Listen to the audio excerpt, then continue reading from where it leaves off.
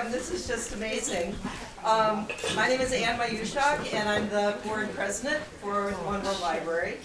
And we are just delighted this evening to welcome Cameron Russell and Eli Bennett, who are two of the three adventure cyclists who rode 12,000 miles from the tip of South America up to Vermont in just a little under a year. So we're just really, can't wait to hear about their journey. They call their journey Mundo Pequeño, Small World. And when we heard about this, we were immediately captivated by it because their goal for their journey really mirrored something about the One World Library project, which is to celebrate the shared humanity that connects us all. The One World Library is a small community nonprofit organization, and our mission is to bring the world to our community. And we do that in many ways, but one of them is through programs like the one this evening. Just a couple little things I need to go through. We do want to thank the Vermont Council on the Humanities for helping to support our programs this year. And we're also grateful to have the support of the Lawrence Memorial Library. We're not part of the library, but they let us have our programs here, and they let us have our collection of books and films about world cultures. Those items are housed through the library, and they have a little One World Library sticker on them. We do welcome recommendations for books and films to add to our library, so if any of you have ideas, just let us know. And do sign the guest book that's going around. It helps us keep track of how many people came, and also if you put in your email, we can let you know about future programs. Next month's program is just a little different for us. On Thursday, February 8th, we're inviting the whole community to Holly Hall for a daytime event from 10 to 11:30 with author Tanya Lee Stone, who wrote the book Girls Rising, Changing the World One Girl at a Time. Invitations have been sent out to middle schools and high school students from the area, and her book is inspired by a film and global campaign of that same name, Girls Rising, about removing barriers to girls' education around the world. I do have one very important thing, and that is parking sometimes is an issue on this side of the building, and the houses on that side, if you are blocking them in, your car will probably get towed. So just make sure that you're not parked over there. And lastly, we are a small community nonprofit, and we depend on donations, large and small, to support these programs. And we have a donation box at the door, and even $1 or $2 makes a difference to us. So thank you very much, and I would... And yes? the sign-up keep going around. Maybe did you mention the sign-up? Yeah. Book is going around. The sign-up book is going around, yeah. So, Cameron, Eli, you may take the floor.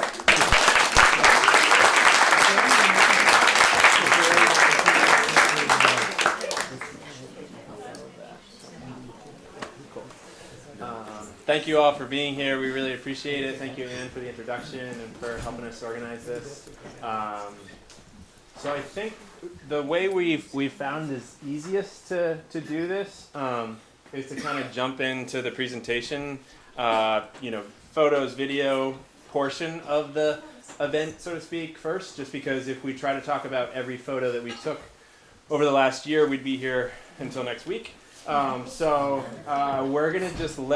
We're gonna do some quick introductions of ourselves, and then we'll let this roll for 20-25 minutes, and then talk about some reflections on the trip and sort of the reasons why we wanted to do this, and take questions after that.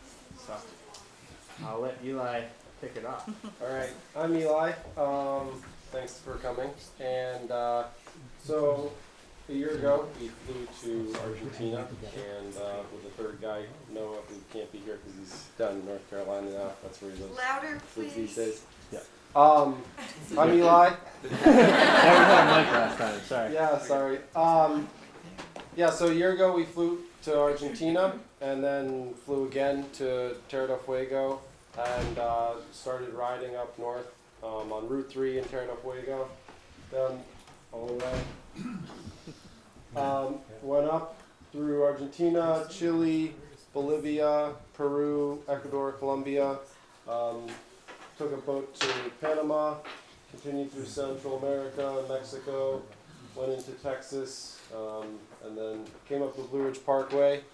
And then about a month and a half ago, we came up through Vermont here and finished up just north of Burlington at the border of Canada on Route 7. And then I moved to Vermont.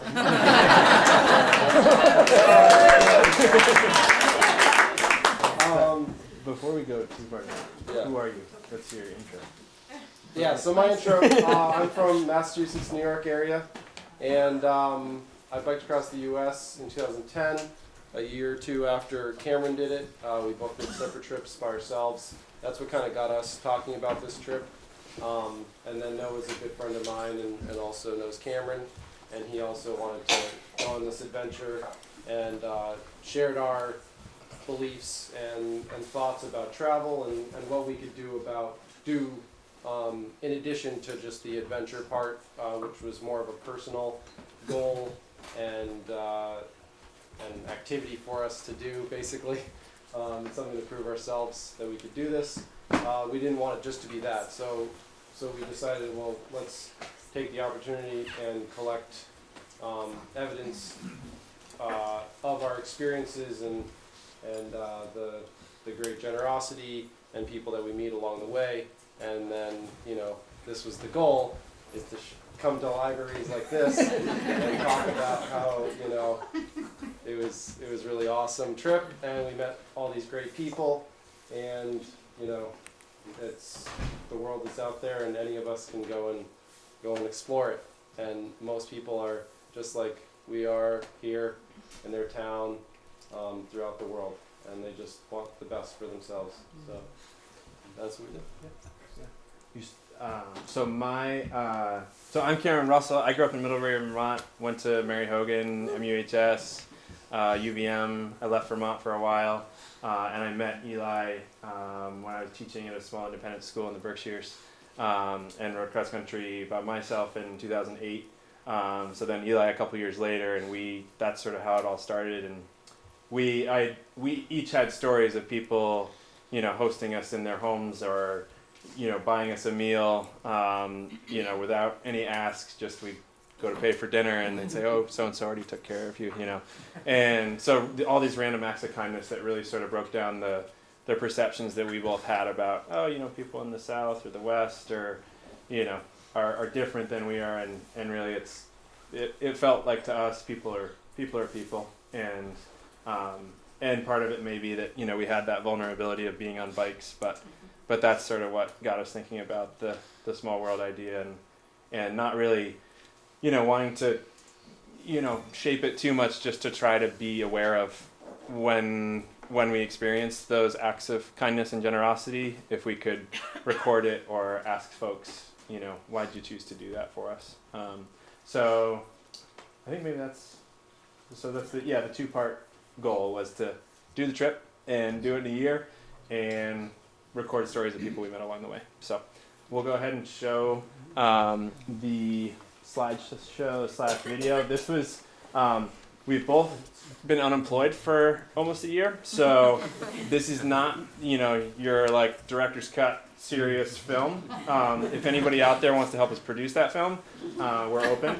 But so it's slideshow and video clips, and then we'll talk a little bit more after that. Oh, also, for if folks want, or if parents want, there are some choice words here and there. So if anybody wants warning, just give me a holler, and I can let folks know. But it's part of the experience. It's authentic. So Doesn't get too bad. Not the worst of it. I'm just gonna duck under. Yeah. Okay.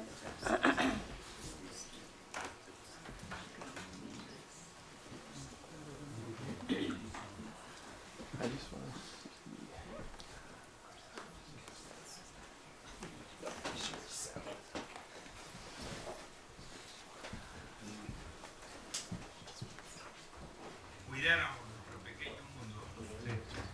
creo que sería la solución del mundo, de los países, de los pueblos.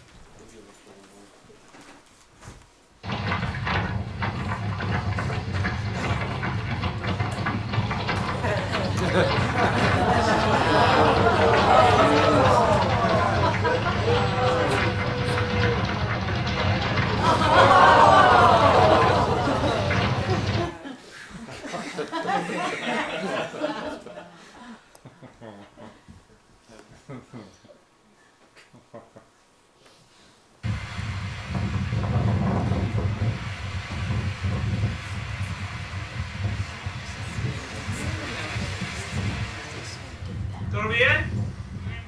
¿Sí?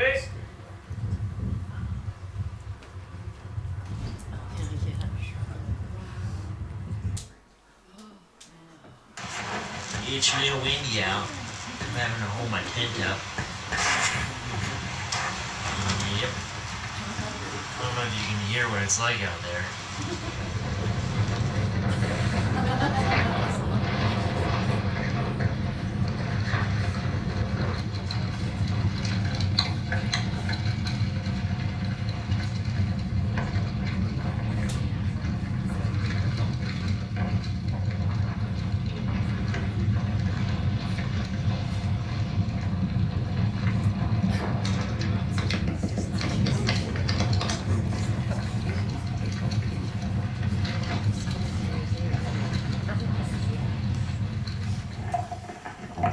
I'm gonna give you the right away.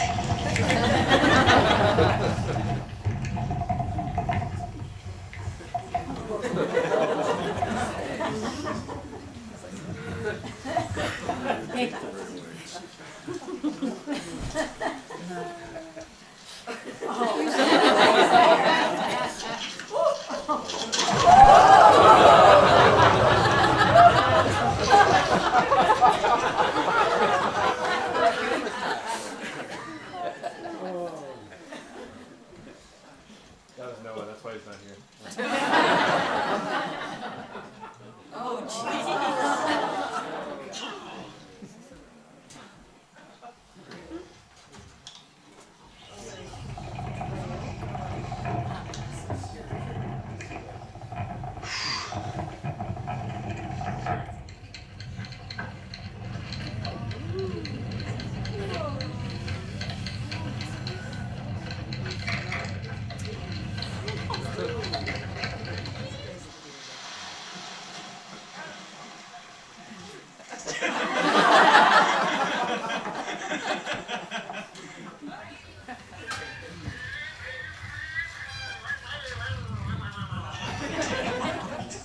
Not moving. Oh. 20K of this is 12 miles. 12 miles. We got 3.5 more hours doing it. Make a ferry.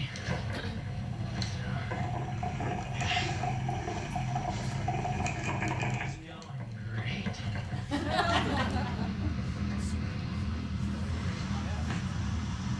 Made the boat.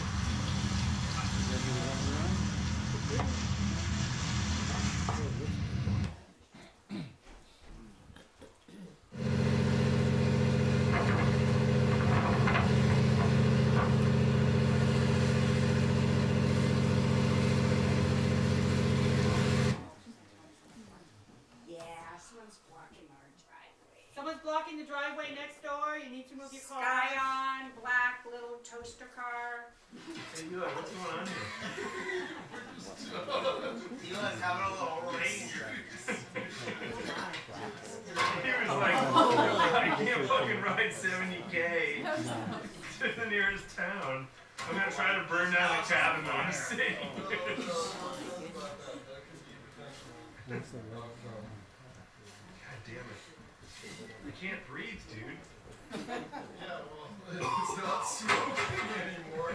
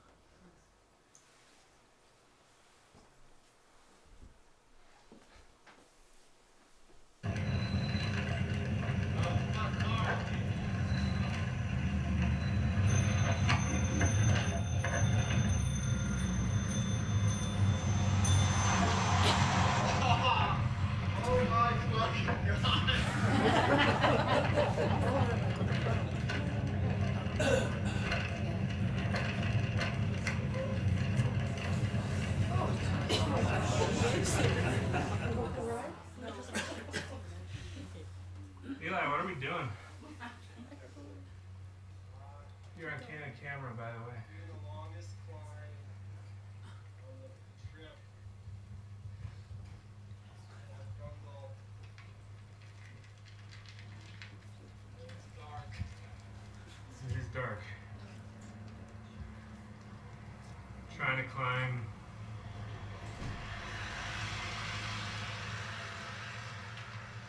about 3,500 meters today in 80 kilometers.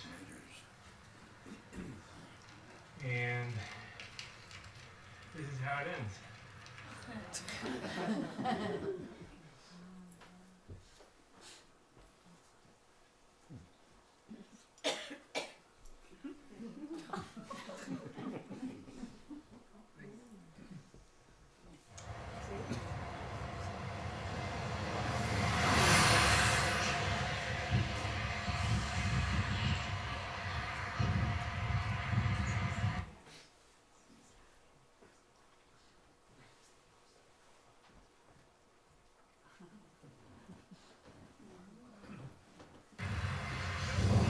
Very fun.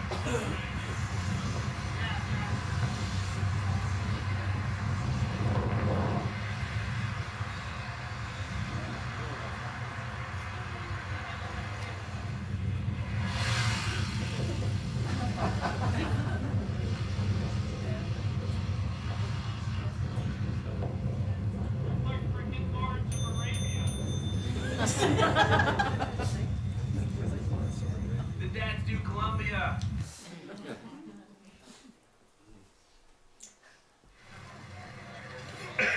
¿Puedes hacerlo? Otra vez.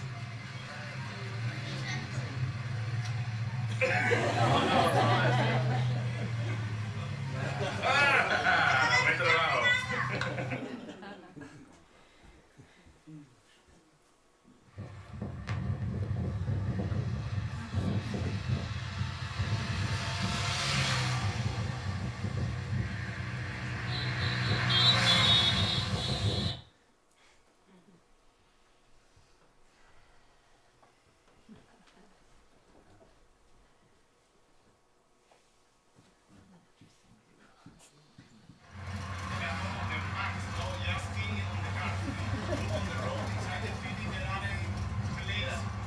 Why did you pick up 3 crazy guys on bicycles? You know, why did you choose to do that? Or I didn't realize it, and when I saw it, it's like, Yeah. okay, I think this guy needs a ride, so and we can do it. It's,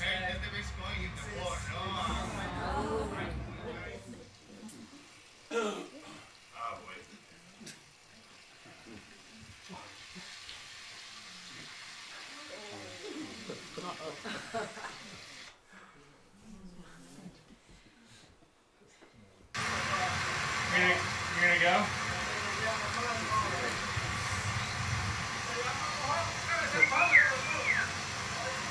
Suerte, hombre.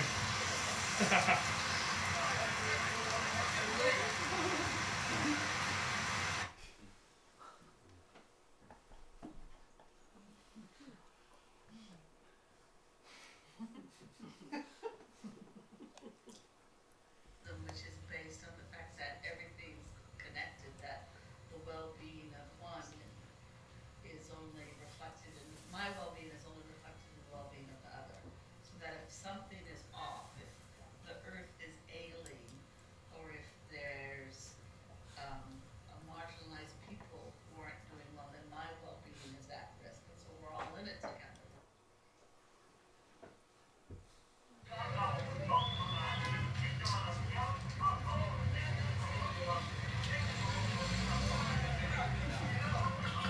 ¿Cómo te llamas?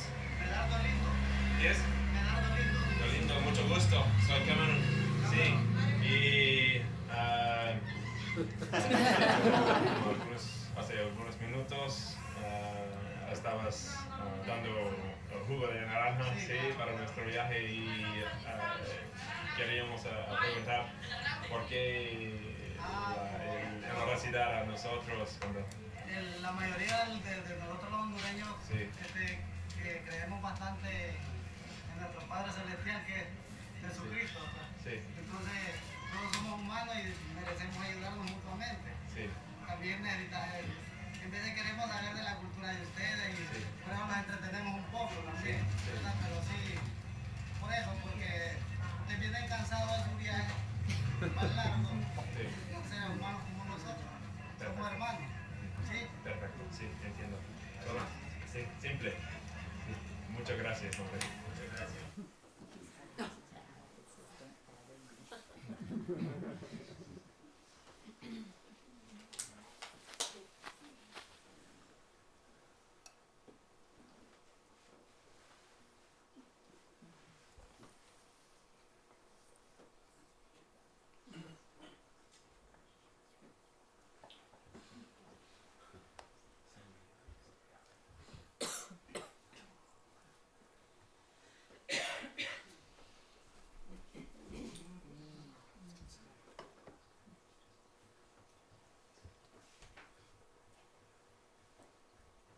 Do you want help? No. He just said no. He said he doesn't want help. That was a good save.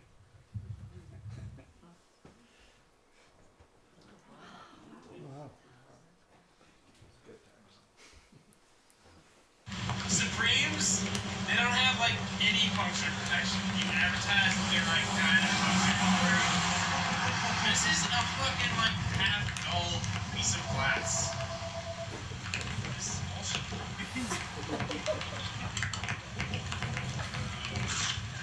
Not impressed. With me? Think about this box and whatever the fuck is up there. Okay. If that's what you want to do.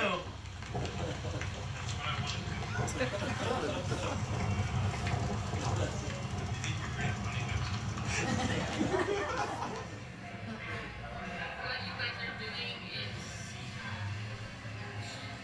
people are bestowing acts of kindness because they're also interested in learning from what you've seen and experienced. So I think it's a two-way giving situation, whereas they are giving a free meal or hosting you, but you're also sharing adventures, stories, things that other people can't always go and experience. Yep. And showing the beauty of the world, like the nature and the fact that you've been so determined and have achieved your dream. I think that it also gives hope to people in times of despair or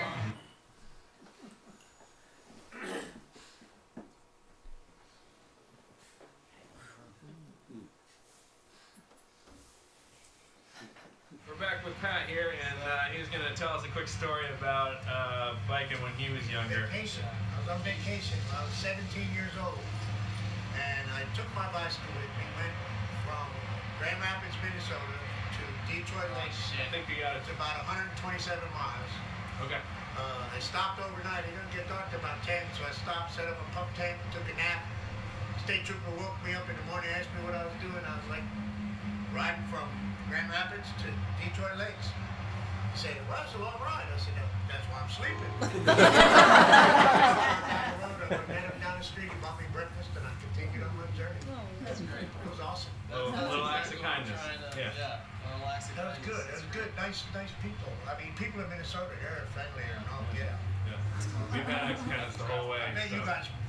All sorts of stories. Yeah. It's like, I gotta check out your website. Yeah. Nice talking to nice you. to talk to you. Pat, it's great to meet you. All right. Thank you so much. Have a Be good careful. day. All right, take care. All right, bye.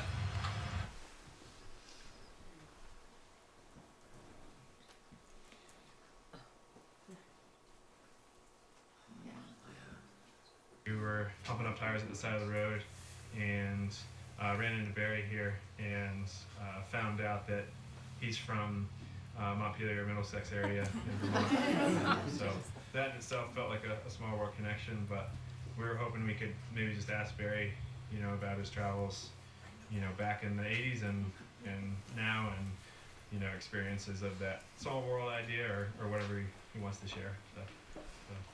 Well, I think one of the things about being from the States is how lucky we are that we have the opportunities to make decisions to do the kinds of things that you guys are doing, to reach out to people and be in other places. And it's really an unusual and very special kind of, it's incredible. It's just that, you know, I've spent almost 3.5 years going around the world on 2 big trips, and then my wife Elise and I have been doing about a month-long trip every year for the last 17 years.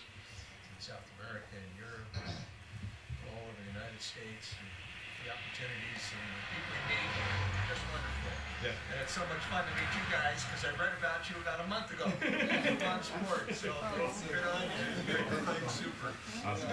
Well, it's a pleasure meeting you, and thanks so much for taking a minute of your time to hang out with us on the side of the road, and we'll see you back in Vermont. Maybe. Okay. Absolutely. Fun. Great. Thanks, guys.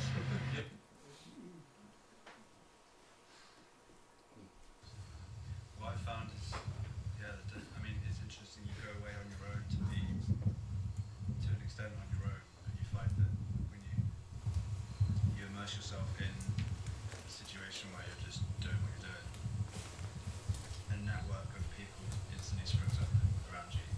And if you I've thought of it in terms of surrendering. You surrender everything you've got to doing something like this, like traveling or being, you find that everything's given back. And I've had like incredible experiences of generosity and meeting people and totally defying all the stereotypes that I had or that I'd been told about before coming. And yeah, I was saying to that lady back down the road, like, I've yet to meet someone who I've been like, okay, I don't want to talk to you anymore. Everyone I've met has been like, Except for us. except for you guys. Yeah, so I guess that's what I have to say.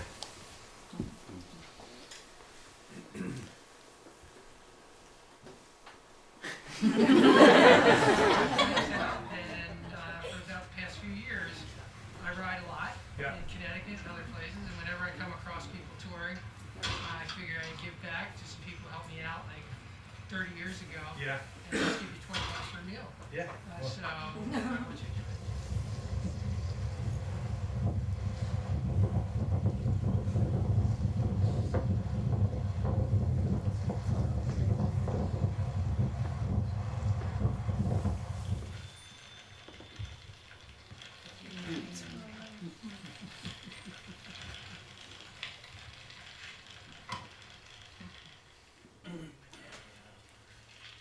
First immediate family.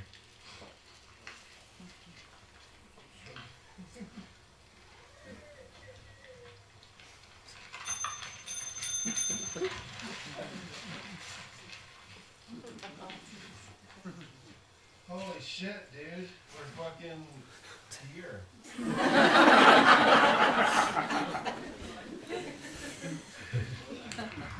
Where are we? Hey, what's yours?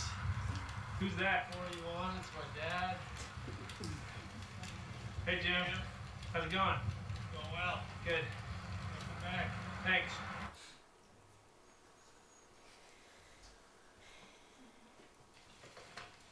There he is. He is outside.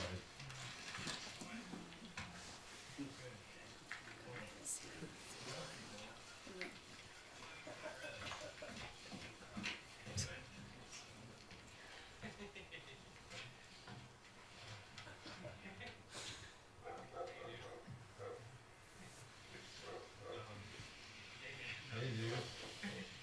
Oh, stop.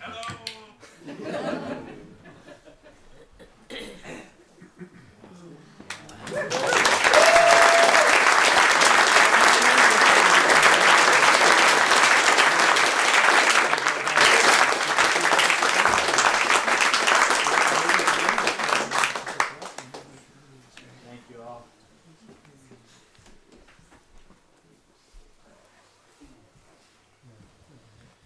Cool. So,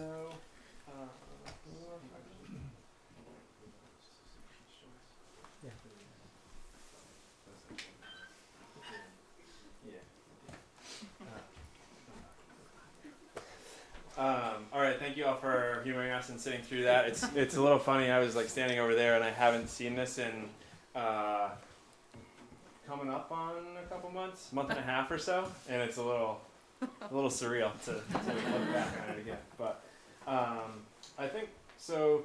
To sort of go into some of the stories of kindness, we wanted to dive at least a little bit into just like a story each about something that we experienced along the way, and some, a reflection that we had, as we were getting back to Vermont. So I don't know if you want to Sure. take it, and then Yeah, so the first video was an interview with a baker, and we stayed at his bakery for 2 nights, and it was in Terra del Fuego, very beginning of the trip. He opens up his basement in the bakery to travelers, so there were hitchhikers there, other people traveling by bicycle, finishing up their different trips around the world. It was pretty cool meeting them. But he talked about, we asked him what Mundo Pequeño, Small World, meant to him. That was kind of our initial icebreaker in the beginning of the trip when we were trying to talk to people and kind of feel out, what we were trying to get from people. And he talked about how he kind of, his view is that there's a lot of, differences in the world and challenges that, as a global community we have, and that he kind of looks at it as, if everyone takes care of their small community in their own world, all the communities are all connected, and if everyone takes care of their own community, that's, his global solution, and it starts there, and it'll go out from there. And I really like that idea, having grown up in a small community, and, it just really spoke to me as far as, his view and how I feel, we can all get along in the world, or at least try to, so, yeah. Or not, yeah. and then there was another, we had a story of, I guess the one thing that, I especially thought about after coming back to the States, and it wasn't that, some folks were like, oh, so were people not nice to you when you got to the U.S.? And, I mean, we still have, you can see we still have plenty of stories from the U.S. too, but there was like a little bit of an energy shift, from, seeing a live llama on the top of a van in Bolivia and being like, that's interesting, and 15 people inside versus one person driving by themselves on a highway in bumper to bumper traffic, and being like, huh, that's kind of a bummer, it's kind of lonely, and so seeing and it sort of got me thinking about the in the U.S. we have, and not all of us, obviously we're we recognize our privilege in being able to do this trip and being, white middle class dudes from New England, that there's a certain, certain privilege that comes with that, but that, that a lot of us in the U.S., at least compared to some of the folks that we met along the way, have the ability to have a dishwasher or to have hot water, etc. And and that we pride ourselves on being able to be independent in our nuclear families, and a lot of the folks that we met, just it's not an option. You have to rely on your parents and your grandparents, or up and down the generational spectrum, and then with neighbors and people across the street. Okay, can you take my kid? I gotta wash the floors. And there's this interconnectedness and this reliance on each other, that when we think about wealth, it's something that I've thought about. How do we define that? Is it having hot water and a dishwasher, or is it those relationships that people have? So just a thought about maybe it's okay that folks have to rely on each other, and maybe we could take something from that. So those are just a couple stories. There are obviously lots of little stories that you saw snippets of in the slideshow / film, but I think we'll just open it to questions, and then neither of us have taken cold showers since we got back. Oh yeah.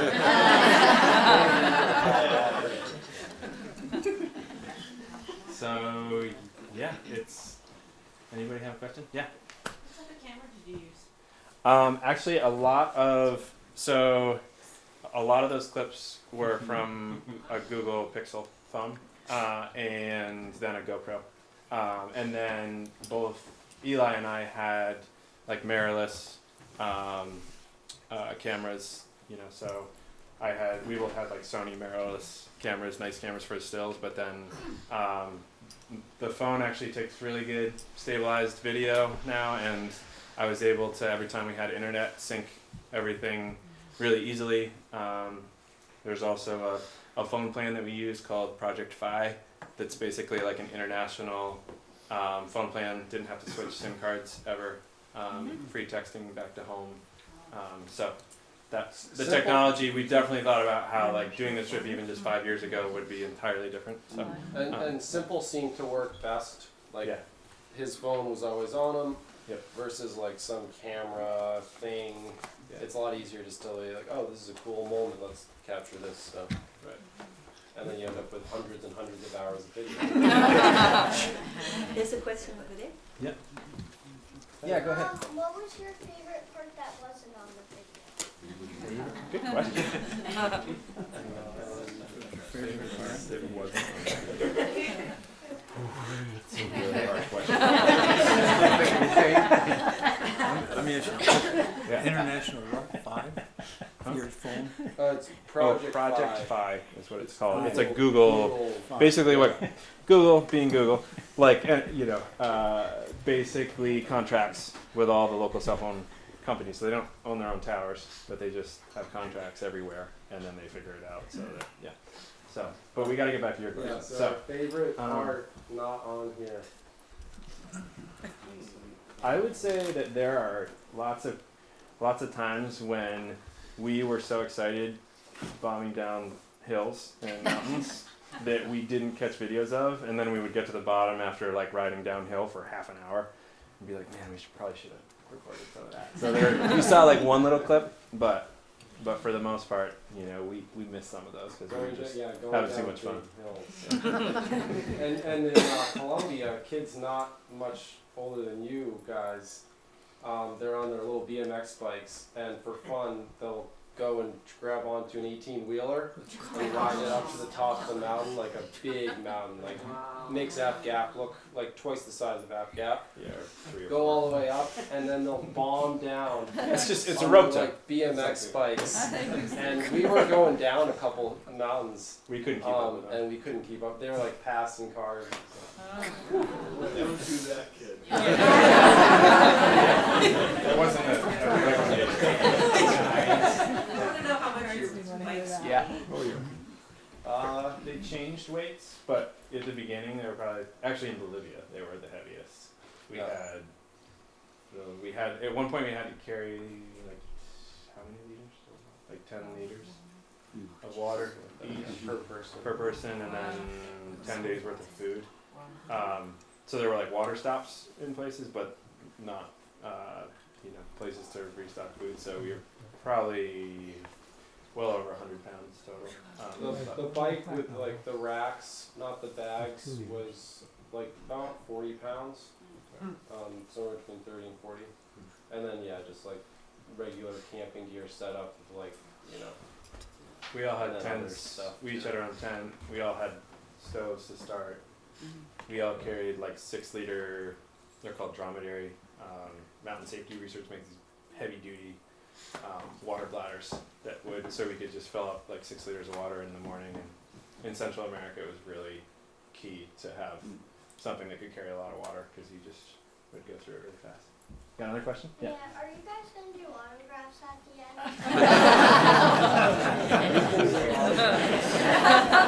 Of course. Yeah, we got there's some magazines there, so we can. And if the weather was better, we could even go for a bike ride. Yeah, we gotta get fat bikes. Thank We don't have goodness those. it is. Yeah. So after that, you wouldn't go out and bike on this stuff? I've still biked to work. My question really was like, the three of you, how important was that to keep each other going on some of that beginning stuff? Yeah. Miles and miles of sand and gravel.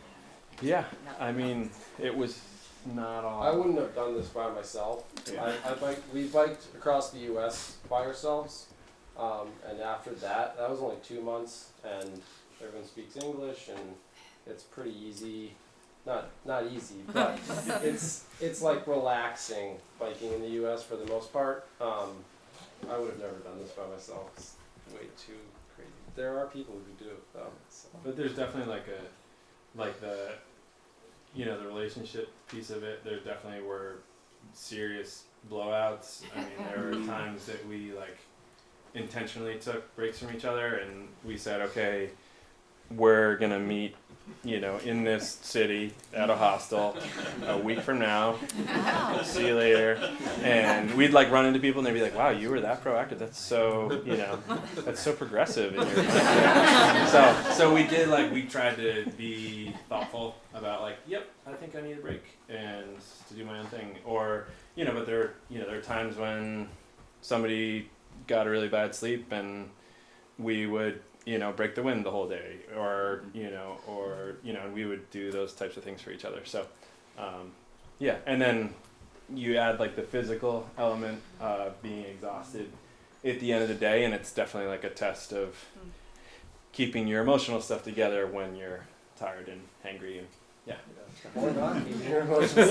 Or just let them fly. Yeah. Yeah, Mom. What was your typical consumption each What? day? What was your typical food consumption each day? Good question. That's my mom, Deborah Holmes, back there. Gonna put in a plug. She does beautiful watercolors, and she lives on Garfield Street now. Yeah. What's our typical food? So it changed. Like that was the cool part is what we were eating. It did change quite a bit throughout the whole trip because of what was available. So I mean. Everything from meat in Argentina. Lots of meat in Argentina, potatoes, lots of different kinds of potatoes in Peru and Bolivia. Lots of soups. Yeah, lots of soups. Quinoa, like growing wild, which was really cool to see. Really beautiful. Yeah, it's like reddish yellow colors. Yeah, we also had. I mean, I don't know what there were times like we lost weight at times, gained weight at other, like the diet definitely. There were times like I think in parts of like Mexico, I think we were like the thinnest, not because we didn't have enough food, but just we were moving and trying to make tracks to get back in time for the snow not to come down. Or Bolivia, you're at elevation, and I didn't have appetite really, so we're biking all day.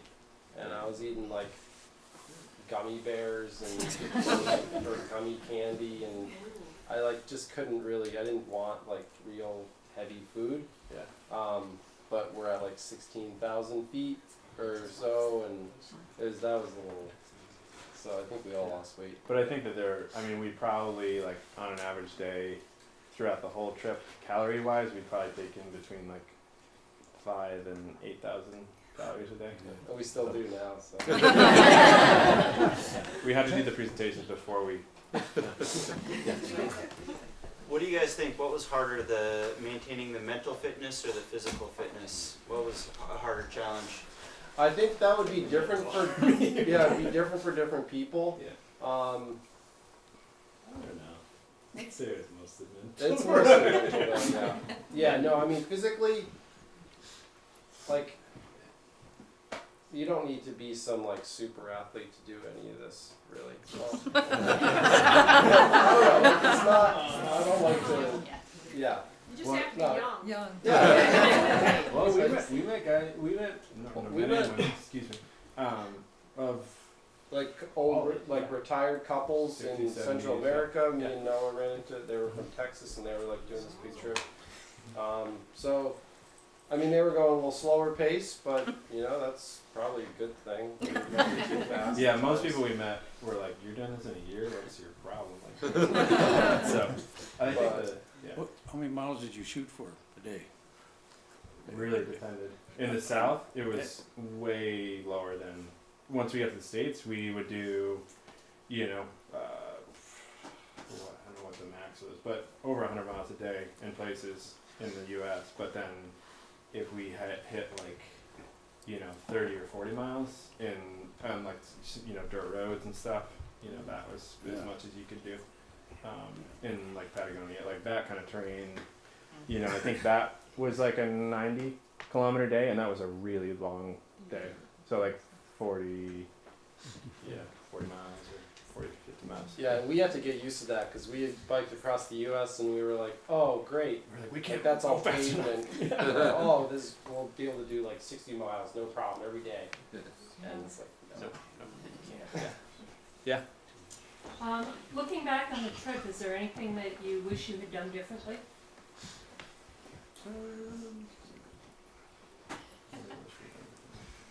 I don't know. For me, I don't know if it's been enough time for me to like think about that because we just got back a month and a half ago, and then it's like, all right, job search.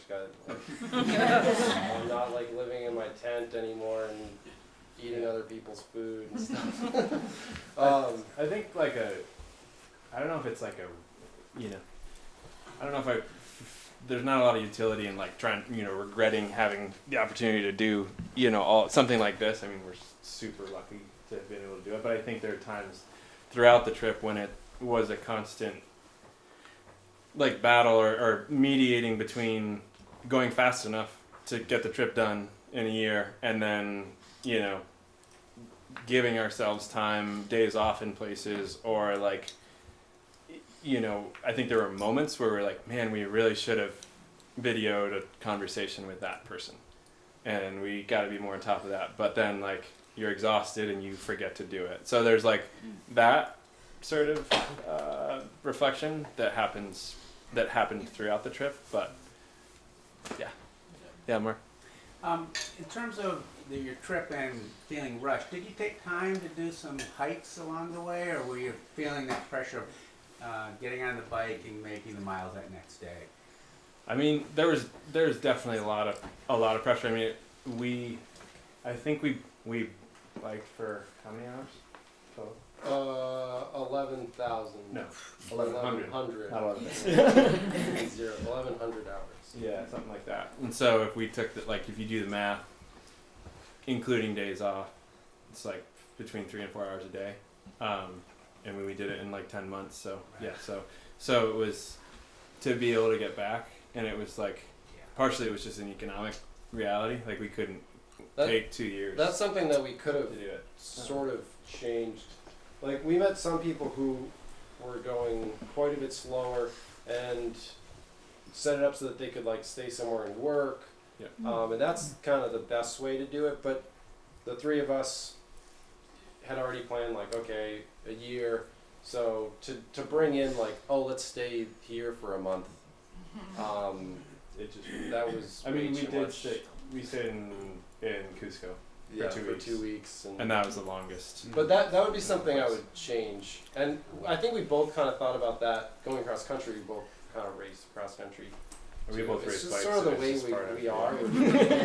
And Noah's not like that. And that was a struggle. Yeah, back to your question. Yeah, go ahead. Wondering how you chose your route. Would you find that great single track? You can talk. You found that. Yeah, so that is going from Argentina to the southernmost road in Chile, Route 7, and I read on some blogs, people, you can hike it, and you can mountain bike it. So I had read about it, looked at pictures. Google Earth is actually pretty amazing these days, and you can, like, Google Street View is almost more developed in South America than it is like in Vermont here, because there really just aren't many roads. So you can. So that day road disappears, huh? Above sea, that road disappears. Yeah, that's because there's no actual road. Yeah, So you this missed my is boat? we So that day that we recorded, where it was windy in the tent, we got up in this town of El Chalten in Argentina, and then you can. yeah, and then we biked on a dirt road for 30 kilometers, I think, and then we got to this lake here, which you can hike around. We met this 18-year-old Scottish kid who had done that, and it took him 12 hours because he had to like carry his bike and then go back a kilometer, get his bags. We're not that hardcore. Take the ferry. So we got up early. We got the ferry, and then you end up right here. You stamp out of Argentina, and then you start up that trail, and you go through like the So like swampy pushing area, on the trail is here. and then you come into Chile, and then it turns into kind of a dirt road. You come down, and then you end up right around here.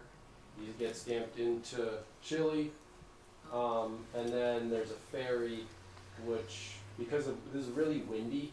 It took us all the way. So we had to spend another night because the ferry wasn't running. The ferry comes all the way to here. And I think this road was actually completed in, was it 1990 or 1999? Yeah, it's not very old. Within the last, like, 25 years or so. The Carretera Austral is what it's called. It's like a really popular, it's a mostly dirt road that runs like Chile and Patagonia, basically. Yeah, it was all dirt from here north for at least a couple 100 miles. Yeah. All right, one more. Why didn't you guys wear your helmet all the time? Is that planned? That was good. Well, we're trying to get someone who can do the Photoshop so we can Photoshop the helmets.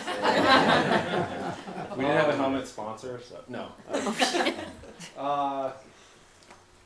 I think I can say I probably wore my helmet the most You out of the definitely three of us, and it's a really good idea. I was probably the least. I was the bad one, yeah.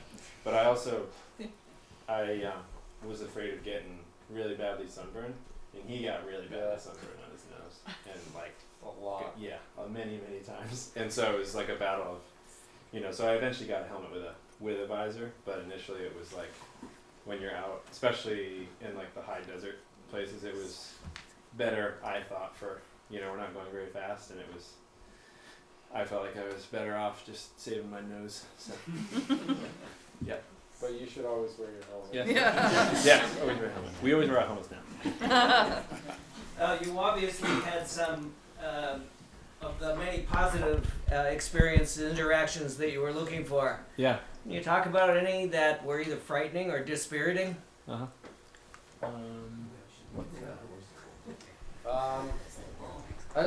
The one fella in Chile. The truck. This is a good sign. Yeah. It's a very good sign. Yes. Almost hitting you? No. Yeah. Oh, yeah. Okay, so there was a small section that you saw a picture of Ben with this pickup truck. We had to truck it to make time to meet up with family in Peru. And our truck was broken into in Chile.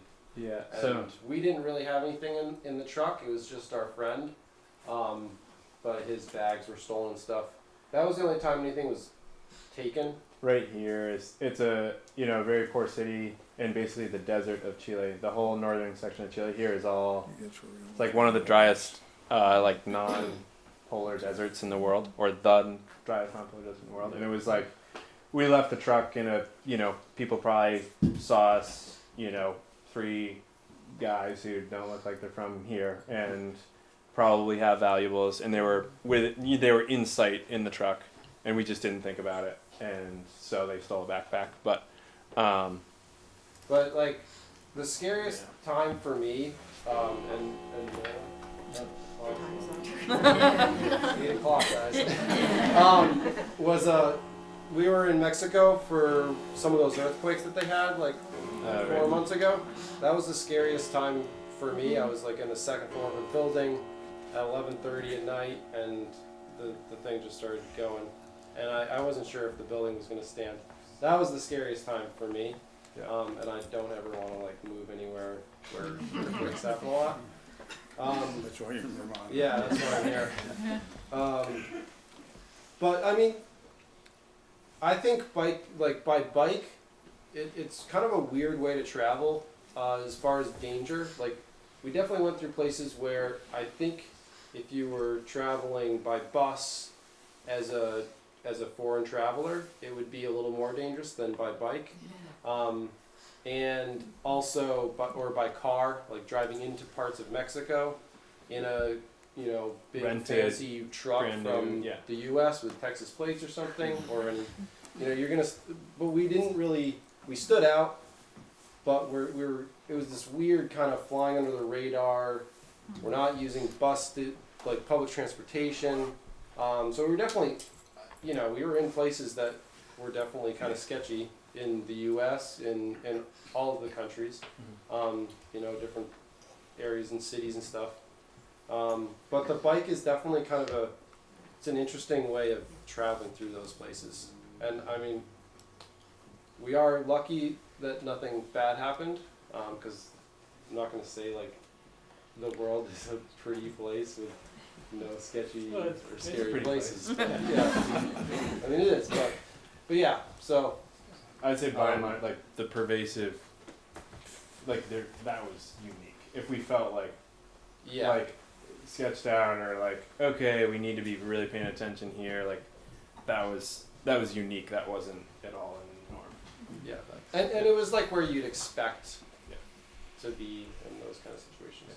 Did any of you, any of the three of you get sick or anything where you had to get medical treatment? Was that challenging? Yeah, depends how much detail you want. We never had to seek like professional medical attention. We never had any bad bike crashes. We all fell at times, but nothing like bad. We had some medication with us, so we had like different antibiotics, which we definitely took a number of times. And then we had altitude medication to help us transition up to that elevation.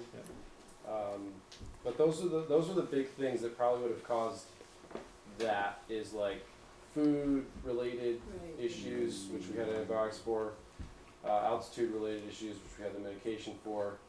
And just we were careful not to go too like fast. done a lot of reading about it too. And then the bike crashes, those are like the three biggest dangers to health, I would think. Yeah, I just want to actually really quick. I just remembered a point just about the safety, like bike touring. You know, people would be like, "Oh, what about the were there bad people that you met?" And it was like, well, not really. I mean, that's not, people ask about that, but really the threat that we felt most, I think, on a more regular basis was cars and trucks, and but just making sure that we're being aware. We all had mirrors after a certain point so that we could just keep an eye on, like, okay, they're too close, I'm just gonna duck off the road for now. So yeah, so not like that's why you wear a helmet. Yeah, no, that was probably more scary times with cars than with people or any other situation. I mean, countless incidences where it was like, wow, that was close. All right. There was that bull though. There was that bull, yeah. I was that was Noah filming it, and I was like a few hundred feet back, and I was ahead. And he was ahead. He had already So passed the bull and scared it up. I was pissed off. Yeah, that was definitely scary. Yes. Me? Okay. Sorry. Behind you. Sorry. Yeah. And then we'll come back to you. From the day you decided to the day you left, how long did it take? Good question. I mean, I rode cross country in 2008, and started dreaming about the trip a year or two after that. It was sort of like I studied abroad in Central America, and I really wanted to go back to Latin America to ride a bike. And then when you rode cross country in 2010, I think that's like that. I lived in Portland, Oregon for a bit, and he finished right near Portland. And so I think when he got to Portland was when like the first, hey, what about this next trip? So, but that was, in 2010, so that was 7 years ago, or 7 or 8 years ago. So I think we bought plane tickets like 8 months? Yeah, 6 or 7, 8 months before we actually left. So the three of us, got together and we basically just said, okay, let's just buy the tickets, and that'll force us to do it. But definitely years of planning and saving. Yeah. Just a quick question about your tires. You only had to change your tires once. I mean, that seemed amazing considering the way it was. And also, how did you keep your sense of direction when you were in some of those areas where it was just like a desert? It didn't look like there was a road. Yeah, good question. You can take tires, I'll do naps. And then we'll go to you, and then you have another question. So we used Schwalbe Schwalbe Mondial tires, and they use pretty awesome technology, and you can do like 8,000, 9,000 miles. So, I mean, we got flats, so plenty of tube. I think each of us, when we changed our tires, had a tube with 12 plus patches on it, and that was just one tube, and we each had like 4 altogether that we kind of rotate, like patch it, put it. So yeah, It sort of, the flats definitely came in, Central like in the last 1,000 miles of the tire, we got exponentially more flats than you know, in the first, probably from Tierra del Fuego to, you know, Cusco, we probably each had like maybe half a dozen max. Yeah. I mean, the tires they're really good tires. You can pretty much ride across glass, whatever. The big thing were like pieces of wire from like retreads of semis, or, you know, thorns, things that can really like puncture straight through. Yeah. We're just chuckling because there was one day when we told him he can't defend himself. Yeah, he's not here. When we were like, no, you gotta check your tires for thorns, and he looks down and he's like, yeah, I think they're good. We had camped by a river and like just dragged our bikes up to the road, and then we got up to the road and we realized like, oh man, there's tons of thorns on our tires. So we were like sitting there for like picking them out. A few minutes picking. Yeah, and he's like, oh no, it's all good. And then 20 miles later, both of them flat. Both of them flat. five punctures in one of them. Who are we going to? Yeah, back to you.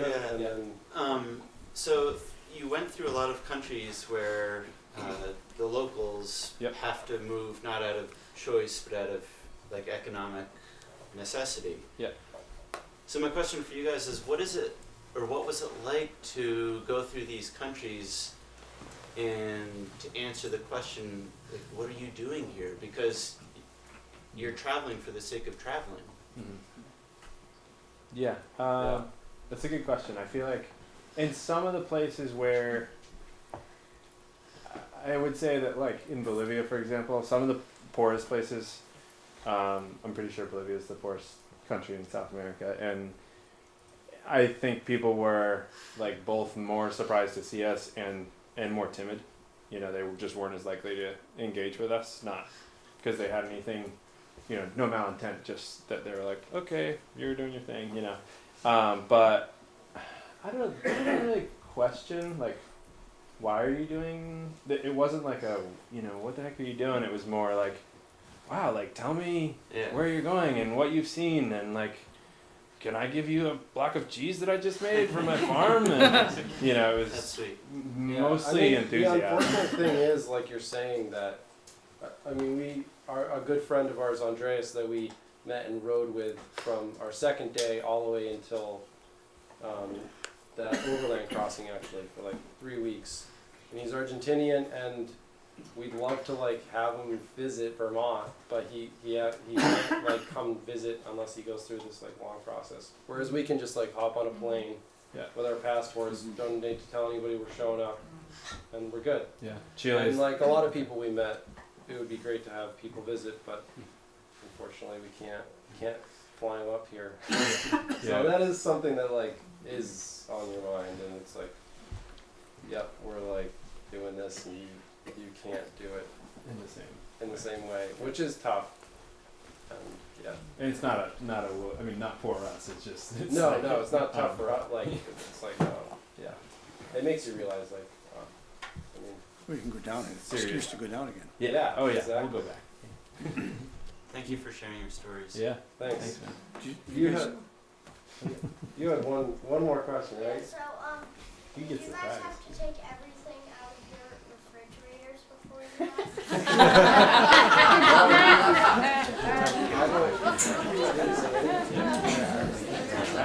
Yeah, I think it is getting late. Anybody? No, feel free. no hard feelings. Yeah, we can wrap it up here in a few. I lived with some housemates who I gave my food to, so I didn't have to empty my food. Yeah. But next time we go, we'll let you know. Do you have the equipment that you use on your website? You know, we don't have we should have a better listing than we do, but both the print copies of Vermont Sports and if you look at, so these are some of the articles. So Vermont Sports did an article in June. There's another one in November that I don't have up here yet. And then DPR did a little story. In this article, they actually went over a lot of, let's see, I'm pretty sure they have like a gear listing in here somewhere. Well, we should get that on the website. Yeah, we could get that on the website. Is there any gear you would not bring? That we what? That you would not bring again? We dropped our front panniers actually. All of us eventually dropped our front panniers just for less weight. Yeah. Yeah, but partly because I dropped them in Colombia, they dropped them in Peru, and there was just more access to food. So in some areas that wouldn't have really been, or we couldn't have done that. Yeah. We needed the extra carrying capacity. But like I had a laptop when we started, and that was actually one of the things stolen from the truck, which was like too bad, but didn't lose anything. But I didn't. Yeah, it was like alright, whatever. You had everything backed up. Second-hand laptop too. So, and like my camera, I need to get it fixed because by Colombia it had been shaken so much. So, if I was gonna do it again, you know, I don't think I'd bring a fancy camera or.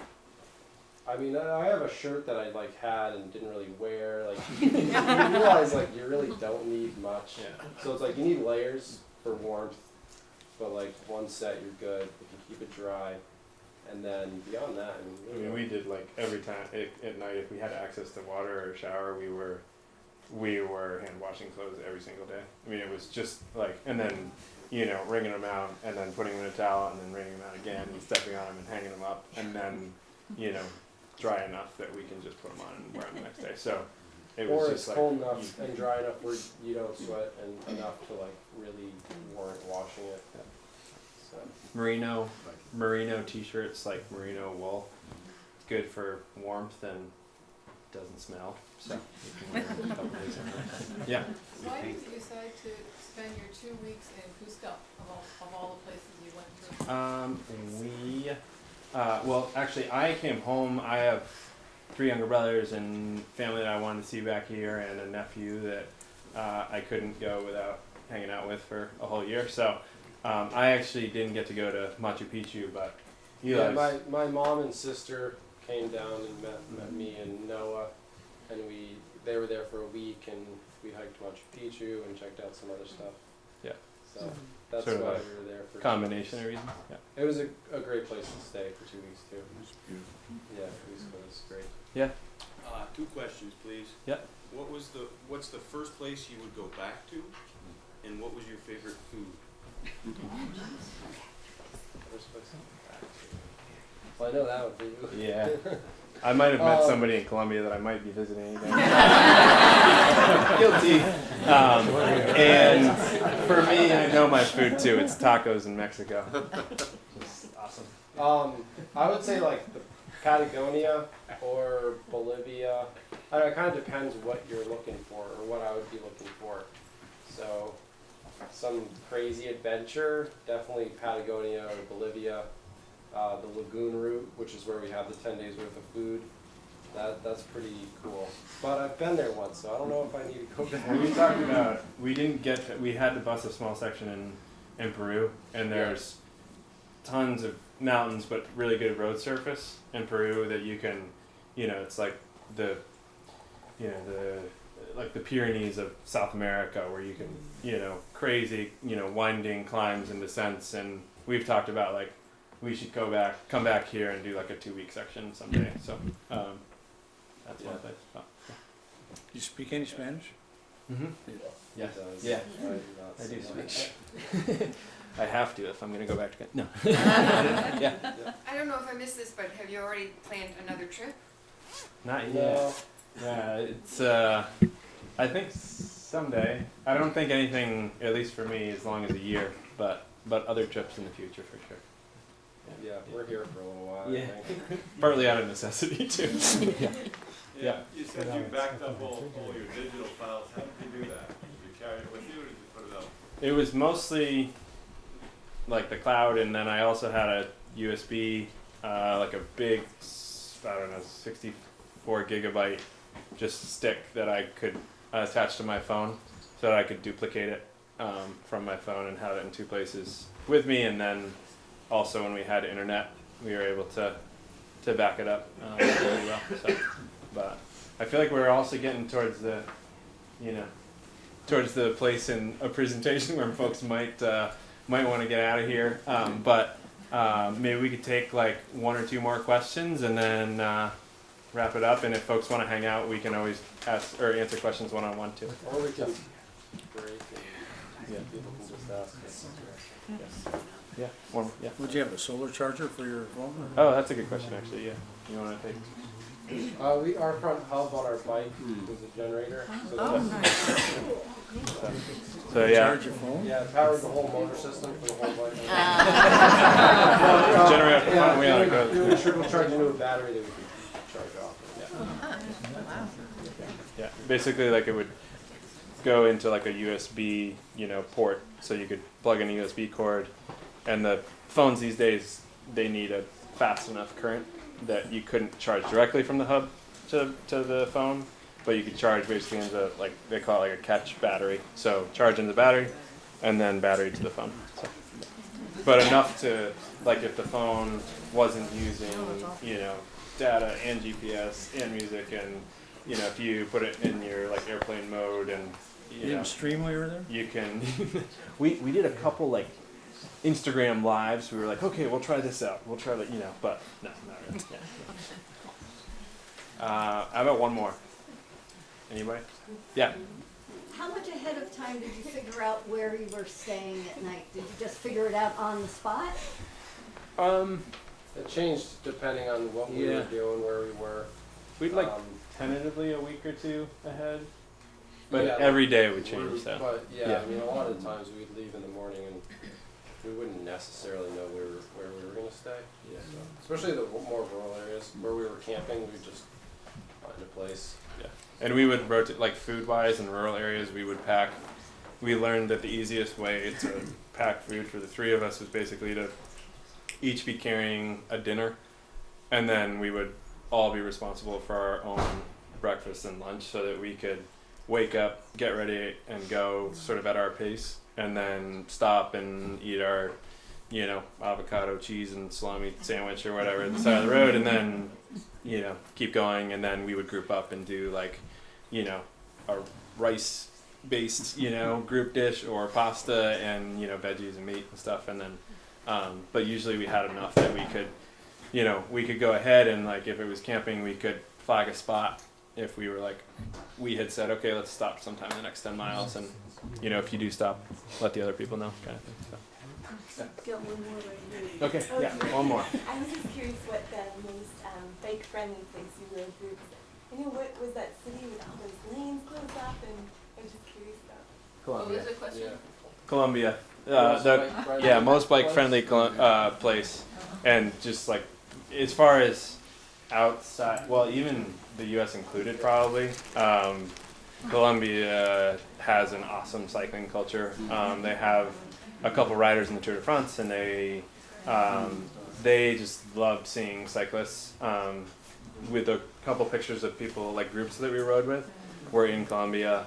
So yeah, as far as like, and then there's also like a sense because lots of people ride bikes in Colombia, even like, we were thinking, okay, well the bus drivers and the, truck drivers, like their kids probably ride bikes on these roads. Like people, even drivers had an awareness of cycling traffic too, in a way that, was really awesome. So yeah. All right, thank you all.